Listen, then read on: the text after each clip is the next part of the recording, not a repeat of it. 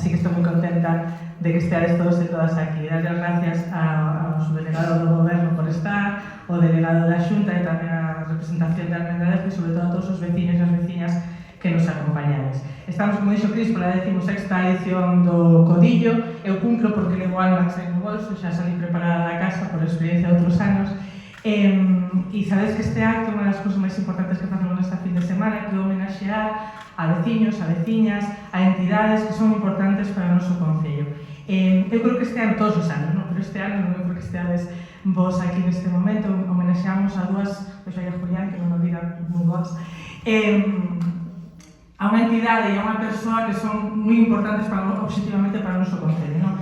Temos aquí unha representación importante de Autonem, no que nos chamamos a fábrica, non sei como puxo Cris logo no cartel, 20 anos xa funcionando con nós, con unha historia, non sei, intensa, con un documental incluído, non?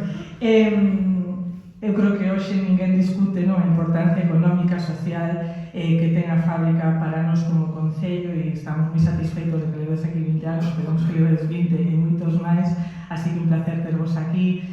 Non vexo a Laura por aí, a outra persoa que homenaxeamos, a esta Lili, todos e todas coñecedes a Lili, a José Luis Prieto. É unha lástima, pasou nos ano pasado tamén, non, con unha persoa, ter que dar esta homenaxe a título póstumo, porque Lili é unha persoa que non sendo da rúa ten deixado a súa pegada no noso concello, ali por onde pasas ves a pegada de Lili. Era unha persoa ademais de un trato excepcional, que sempre estaba disposto a colaborar non só co concello, sino logo contar a Laura seguro, non? Pero con todas as entidades que lle propuñan facer cousas.